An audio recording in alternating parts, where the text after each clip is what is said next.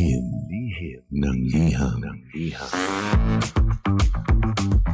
Ang pinakamakulit na girlfriend mo sa balat ng radyo. Isang magandang morning sa inyong lahat! Ako pa rin po nag-iisang girlfriend mo sa radio. My name is Lindsay.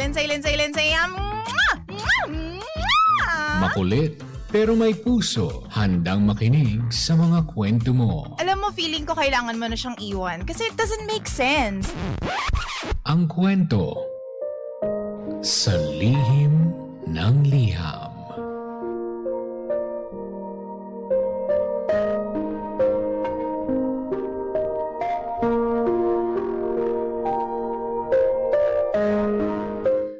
Mahal kong Lindsay.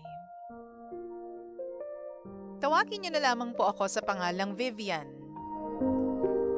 I'm 28 years old at katatapos lang ng kasal namin ng husband ko last month. Sobrang intimate lamang ng wedding namin. Civil ceremony, konting relatives, close friends, then dinner after. Honestly, simple lang pero sobrang meaningful for us kasi pinaghirapan talaga namin yon financially and emotionally. Yung asawa ko po, DJ Lindsay, sobrang close sila ng barkada niya from college. Around 8 sila sa grupo. Pero 2 tao lamang yung naka-attend sa wedding namin. We understood naman because weekday yung kasal at karamihan sa kanila may trabaho. Yung iba naman, nasa ibang lugar. Nung una, wala naman talagang issue sa akin. But after the wedding, nag-staycation muna kami for a few days nearby para kahit papano may mini honeymoon kaming 2 mag-asawa. Nothing extravagant. Literal na pahinga lang and quality time kasi pareho kaming napagod sa preparations.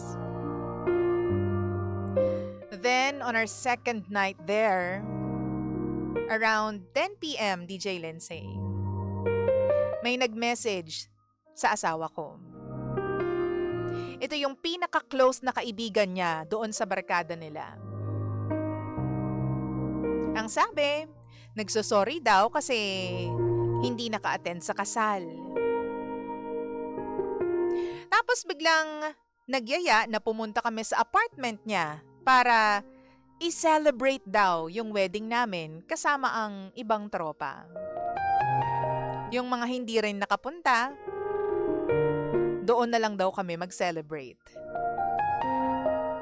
I don't know, pero something about it rubbed me the wrong way instantly. Una sa lahat, honeymoon namin yun.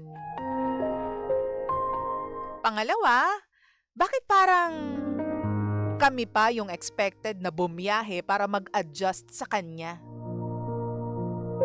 Yung lugar niya, DJ Lindsay, was 2 hours away kung saan kami nagsistay nung time na yun. Gabi na. And honestly, gusto ko lang magpahinga with my husband. Dahil finally nakasurvive na kami sa wedding stress. Pero itong asawa ko, halatang nahihirapan tumanggi. Doon ako lalong na-frustrate, nainis. Kasi hindi naman ito yung first time na parang on-call siya palagi pagdating doon sa kaibigan na yun. Madalas kasi siyang ayain biglaan para sa inuman or tambay kahit na 10 oras na ng gabi. Kahit meron kaming lakad minsan o di kaya naman umuulan, tatawag lang yun. Then parang nape-pressure agad itong asawa ko na sumama sa kanya. Tapos kapag hindi siya napagbigyan, nagtatampo talaga yung friend na yun. Alam mo yung tipong magli-leave sa group or hindi na mag-chat. Tapos sasabihin, wala na kayong time para sa akin. Sa wakas, sinabi ko na sa asawa ko na feeling ko, hindi na healthy yung dynamics ng friendship ninyo.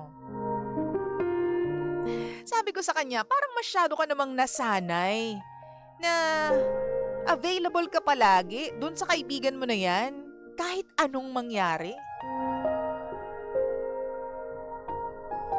Tumahimik lang yung asawa ko. Hindi naman kami nag-away ng sobra-sobra, pero